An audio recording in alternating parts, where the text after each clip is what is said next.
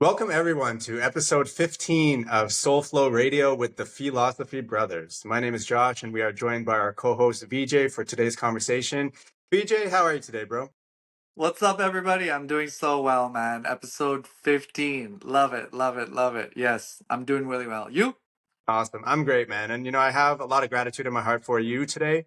I've just been thinking, the universe has blessed me with three beautiful sisters from, a mother and a stepmother. I wasn't gifted a brother that way, but Mother Nature really came through and brought you into my life, man. So thank Stop you. I it! truly Oh appreciate it. my God! Thanks, brother.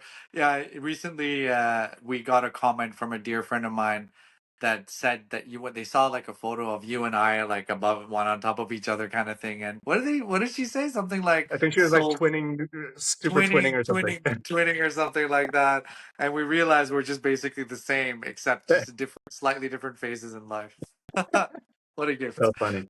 All right. Oh man. All right. Well, you know what? Let's jump on into today's episode. Yeah. I got one that I think we're both really gonna have a lot to say on. So without further Okay. ado, Yeah. BJ, what do you think would happen, man, if we stopped encouraging everyone? Now, this is young people, older people, all that. If we stopped encouraging everyone to turn their hobbies and the stuff they love into businesses. If we stopped. If we stopped. I can give you a So little more stop. context for where this question is coming from. Yeah, feel free. Go ahead. Sure. Yeah. So, it's been in looking around, right? And, a lot of us have our main hustle, if you will. Then we have some side hustle things. And, a lot of the things that we often turn into side hustles are things that initially started off as, say, passion projects or things that we just love to do for the love of the game or whatever it is, right? It wasn't about monetizing it. But what I've seen is that as we start to monetize just about everything, the purity of things is kind of lost. We don't Mm. necessarily have anything that's just for us and for the sake of joy anymore. Everything is just like, oh Hmm. my God, okay, I only have 24 hours. Let me make sure that my 24 hours are making me money in some way, shape, or form because I have to stay alive.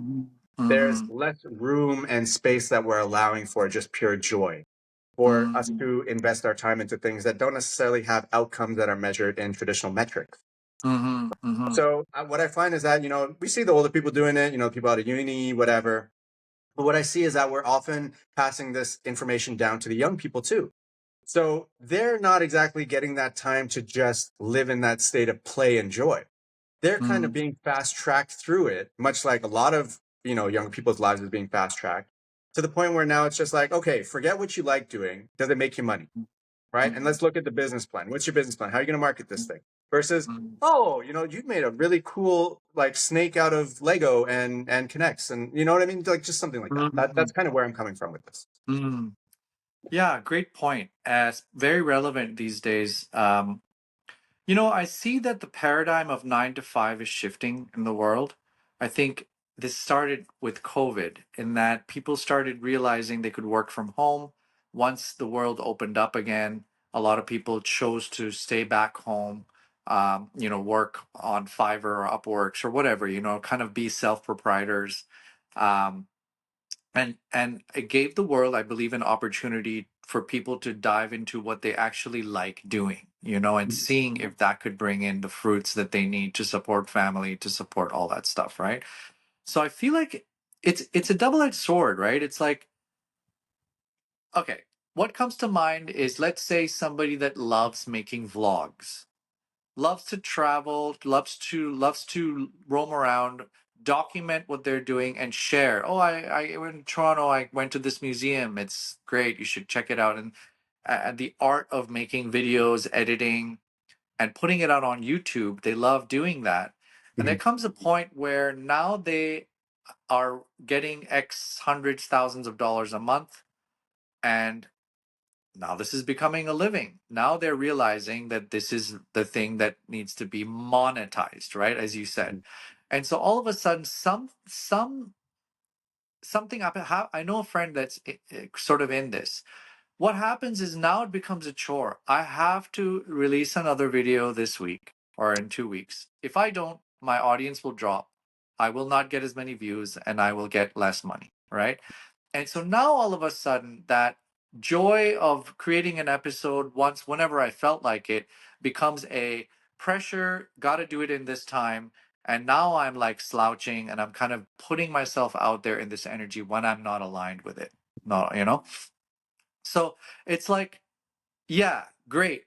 You created something that is financially sustainable and giving you abundance by doing something that you loved, but there came a point where that in itself kind of turned on itself, right? So it's a tricky one for me. I feel that that option is still better than pouring your time and energy into something that you don't like doing Yeah, and absolutely. having that be monetized. So I feel like it's the better of the two, whatever evils, let's call it. It's not an evil. So I just always subscribe and want to preach to the world that people must love what they do from when they wake up to when they sleep, including the sleep time. Now, without harming anybody, like, so do whatever you love doing. The disclaimers that I have is don't harm anybody consciously. Sometimes we can unconsciously, not Mhm. knowingly, and try to be as much in service as you can. Okay. I feel like if you monitor those two things and do what you love, I have a fundamental belief that the universe will conspire to Mhm. make sure that you stay in that energy, stay in that joyous state. Okay. That I love doing this thing.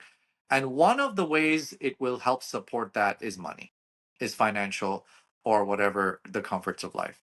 That's kind of how I feel. To summarize it, if what would happen if we told people to stop doing what their hobbies are? I feel we wouldn't have art, we wouldn't have the Eiffel Tower, we wouldn't have rockets, we wouldn't have medicine, we wouldn't have a lot of things. I feel like most of the things that we love so much in life have come from individuals that have poured their heart and soul into passion, into things that they absolutely love. Like if I was to tell Mozart, don't do what you love because there's no money in it, we wouldn't have Twinkle Twinkle Little Star or so many songs, like Mhm. that. If we told Paul McCartney or John Lennon, you know what, there's no money in rock and roll, don't write songs. Like there's no money, you should be a dentist. We wouldn't have so much music and so much healing.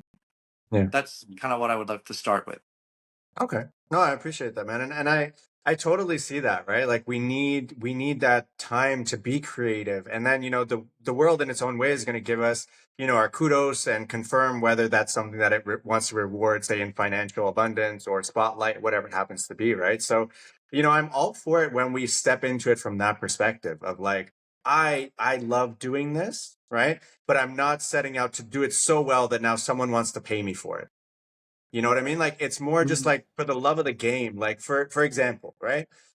mm, Basketball players, right? Everyone wants to give them a really hard time because like how hard is your life? And you're making like nine figures worth of money to do something that I would go and willingly do at the court for free, right? yeah, Like we yeah. get into that space, right? But talk to these guys, look at their body language, actually get the behind the scenes stuff. They friggin' hate their life now because now, yeah, Mm, sure, we have all this money, but we have all this energy of hatred coming from all of you people, right? mm, Now this is a business. It's no longer the sport that I love and gave my heart and soul to. And you saw that, so you wanted to reward me. But mm, rewarding me, you know what I mean, in that circumstance, as you read between the lines of what a lot of these guys are saying, it's not so much give me that $148 million contract. It's more just like, let me just do this for my life and leave me alone mm, because I mm. love to do this. You know what I mean? So it's like I guess what I see is that there Yeah, just needs to be a so little bit of true. separation within life where not everything is just so spearheaded towards one thing. Like for example, the young male. A lot of what we do, we just target our energy towards attracting young, attractive females, right? But there's more to life. You need to work on yourself. You need to make sure that you are supporting yourself and looking out for yourself. All these things, there's other things you need to be doing. Otherwise, you're kind of just leading yourself down this one path, right? And so I see it as like, yes, we need to be responsible, contributing citizens and all these other things, but have something that's just for you too. If it happens to gain you some finance and this kind of thing, fantastic. But let's make sure, in my mind, let's just make sure that we're not always pointing the dialogue and steering it with the idea of what will this do for you from a financial sense, because Mm, like that takes joy out of it, right? That changes the mm, creative process as I see it, because now it's like, oh yay, like I really love this. This is my heart just flowing. It's like, oh no, no, no. Oh shoot. half of my audience probably won't resonate with that. They're going to think that's too Yeah. aggressive, and oh no, now I got to change it. Now the art is not art, right? And I Yeah. think we just need to. I think a lot of this comes down to a culture thing, from a perspective of like how much time we are having to work and give away versus give to ourselves, and the things that actually do set our souls on fire. Mhm. And so, I think this is however we can find that opportunity, right? Like a lot of us, even though we don't necessarily get anything out of our phone, we'll doom scroll for an hour at least a day. Mhm. Well, why don't you give that time to yourself? Go pull out some Mhm. paper and some pencil crayons, get back to your Mhm. drawing, or, do some of those things that you care about, not for financial gain, but just because you care about them and you need a little bit else in your life versus just wake up, figure out ways to monetize things, go to sleep, and do it all over again. Mhm. Mhm. Yeah, interesting. So I'm trying to blend it. So let's just say on here, on this side here are hobbies, okay? And we'll talk about hobbies and how we define it as a society. And this side here is like the not hobby, the more, let's call it serious, the thing's going to earn money, right? Yeah. So what you're saying is that while this is happening, your thing that's making you money, also do the hobbies not from a place of trying to merge the two, but because you love doing that and it's good for your mental and emotional health, so that you're healthy and feeling positive enough to tackle the challenges of this thing and life and everything else. At the same time, what do you say if the thing that you're doing here on the side does start becoming lucrative, more than this, more than the thing? Mhm. Then how do you how do you blend the two, right? How do you blend the two? And just before you answer that, Mhm. I find it interesting that as a society, the word hobby, like when I hear the word hobby, in my brain, it's by default a side thing that I'm doing for fun that's Mhm. not the serious thing that I'm doing in life to make a living. It's just the side thing that I'm doing for fun, right? Mhm. And it's a bit of a mind f for me, that it's like the side thing that I'm doing for fun isn't the main focus of what we should be doing. It's like we need to have a section of ourselves being willing to suffer and go through the that, Yeah. so that we can. So anyway, I just wanted to throw that out there and see if you have something to share. Yeah, so where I'm coming from is like it's wonderful, right? Like if we've got our responsibility bucket over here, like my 9 to 5, say, okay, done, fine, check mark. It's done every day. I show up, I get my paycheck, whatever, right? Yeah. But then there's a lot of life that exists outside of that window, right? So we have our hobbies, responsibilities to ourselves, people we want to socialize with, all those other things over here. But where my mind is with this is like, for example, with this podcast, right?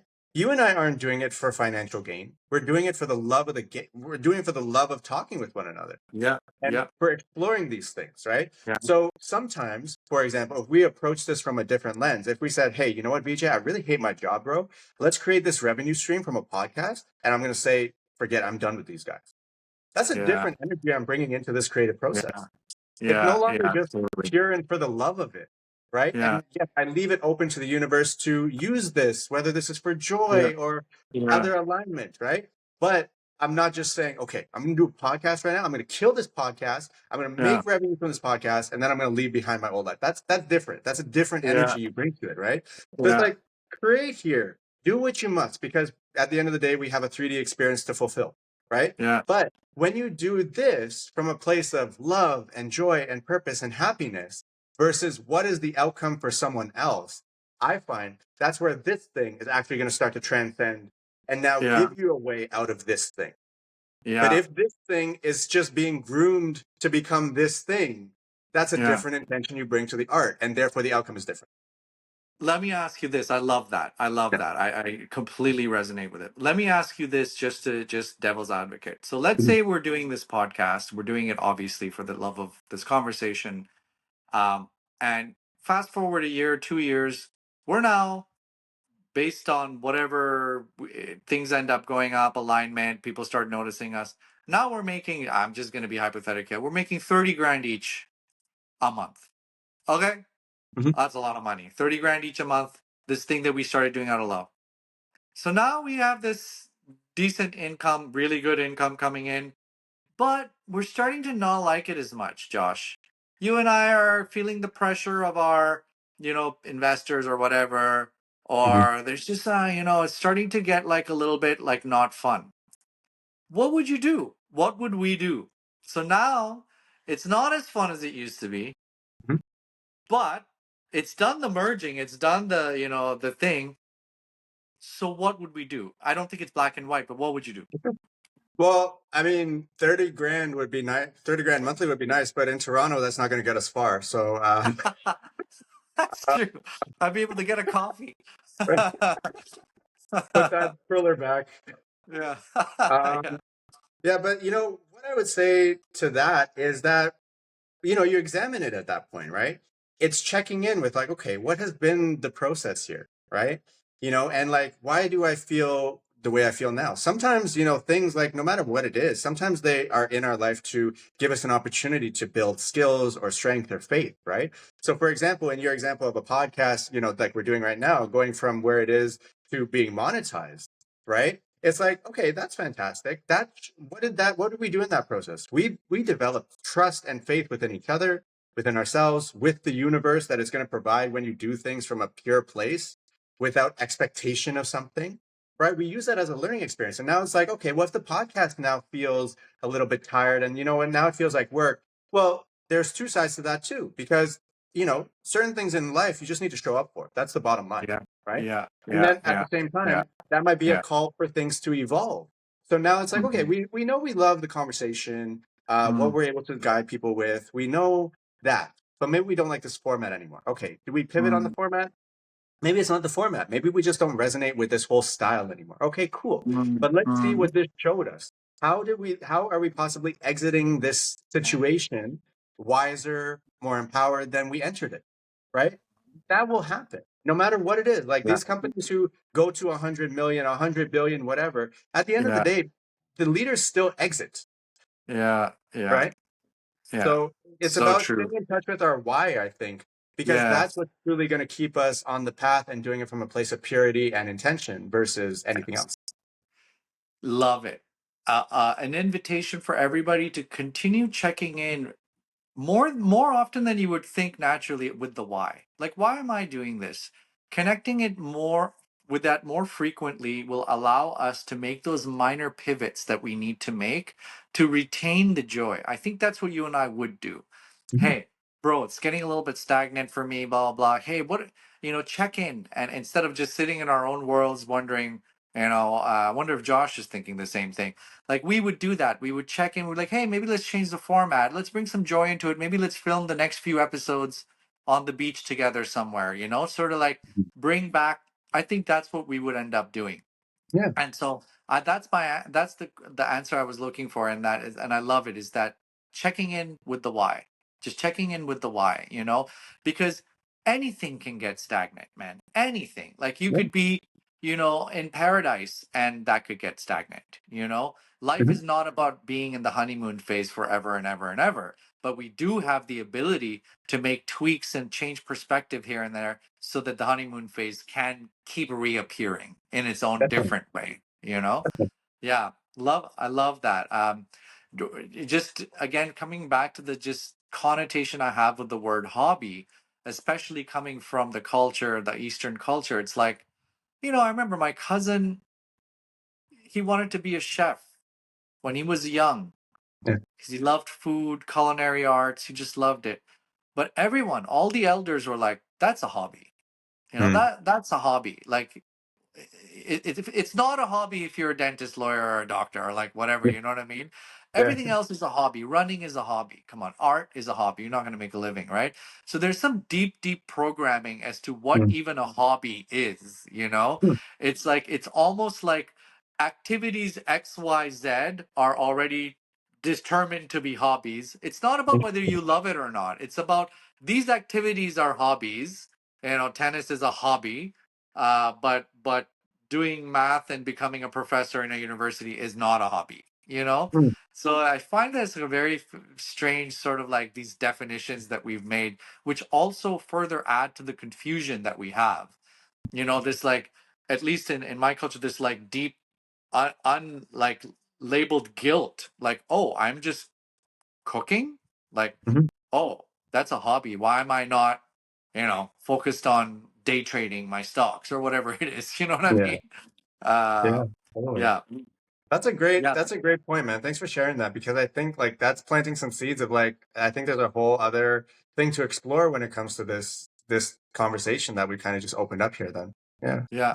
yeah, yeah. Absolutely. I mean, uh, there's deep, deep cultural, socioeconomic layers to it, all of it. Yeah. We might speak to someone in Iceland and they might have a completely different perspective on it, and also like what are the various governments around the world support and encourage, Mhm. and societies and that kind of stuff. What do they encourage? Yeah, definitely. Well, for those who are listening to our episode at any point, please let us know below in the comments, even getting in touch with us directly, if that's a conversation that you think would be of value for us to explore and for you to also be a part of, around hobbies and the different cultural things that tie us and really classify these things and ultimately prevent us from living a very holistic life, if you will. Yes, love it, love it.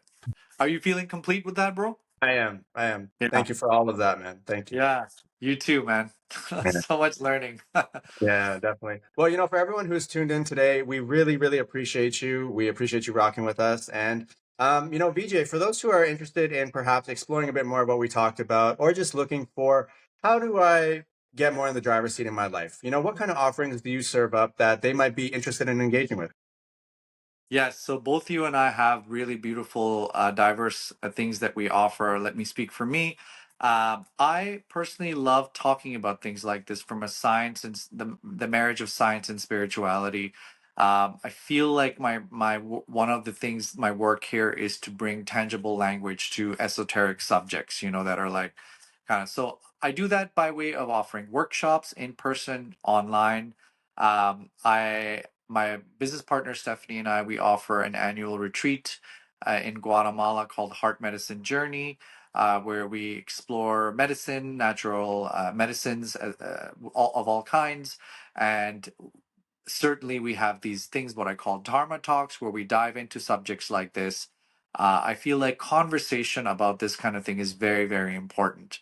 In addition to that, I'm just available for one-on-one life coaching if you like.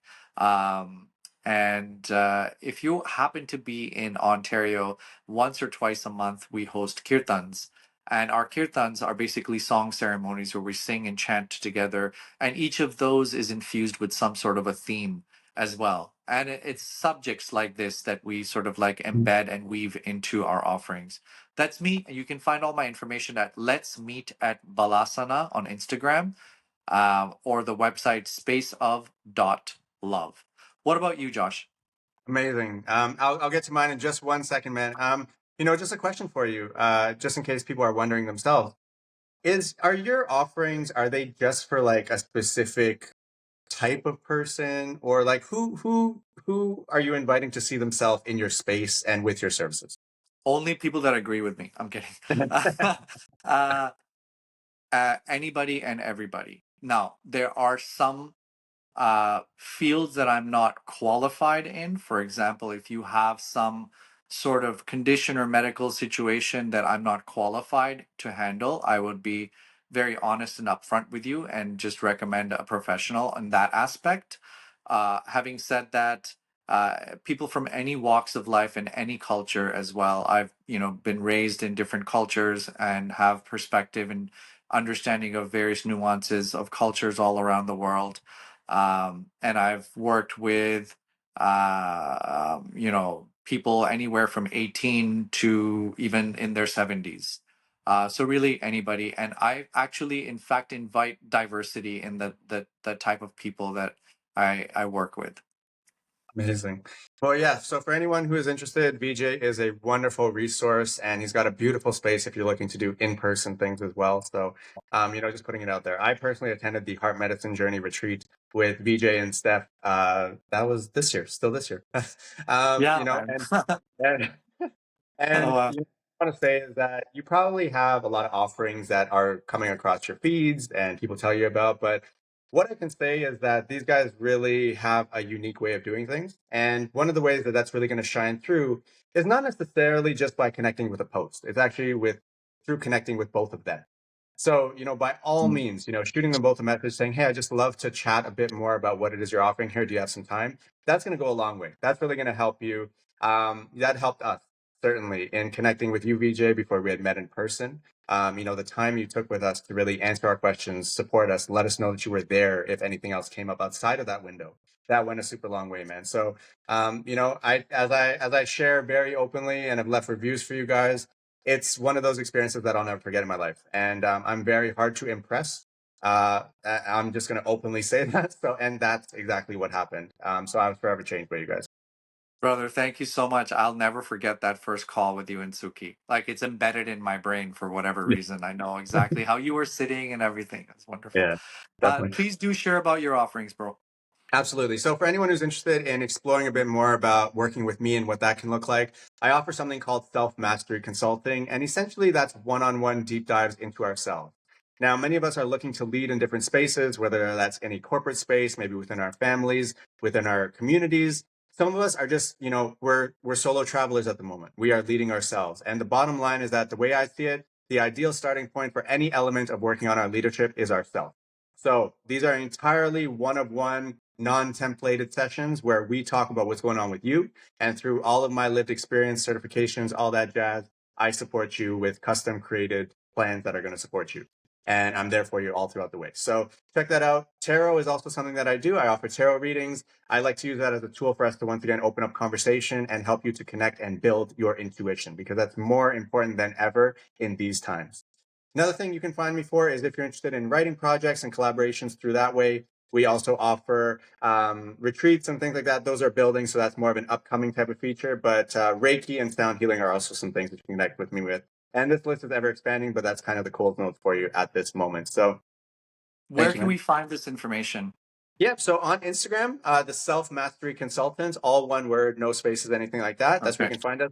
Healing in Color with a U is our wellness space that we have. So you can follow that page as well. And then you can find me, Joshua Jaipal, on Facebook as well as LinkedIn. And I also have a YouTube channel, The Self Mastery Consultant, where you can follow along. And that's where you're actually going to find full episodes of Soulflow Radio from here on out. So we do encourage you all to make sure you're checking out that page, see everything we've done so far and everything that we plan to do.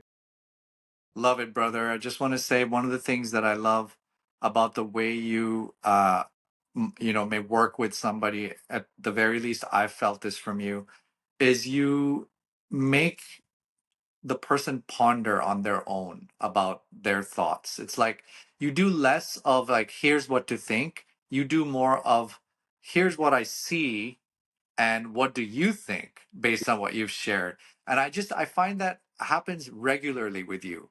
It's like you just like you just go like light. Oh, I'll turn the light over here a little bit, and then it's on the same thing, but just you just turn the light a little bit, and it makes me go, oh yeah. It's like you're not even telling me, but you're telling me. And I love the way you work. And it just Thank says you're you. so intuitive and you're listening and paying attention. So I highly recommend everybody to work with you and Suki. Thank you. Appreciate that, man. Well, for Okay. everyone who tuned in today, we really appreciate you as always. Thank you so much for supporting the Philosophy Brothers and everything that we're about. VJ, any closing words for our folks here today before we take off? Other than please contribute to the conversation. That is, I think, the biggest gift you can give Josh and I is for you to take some time and write some comments down because we are students at the end of it all. We're just sitting here, two guys that are just, shooting the whatever, and we're just trying to learn, and we want to learn from you. So please Yeah, do. absolutely. I love it. Well, Okay. without anything else to say for today, thank you everyone, and until next time, much love to you all. Okay. Love you all. Ciao.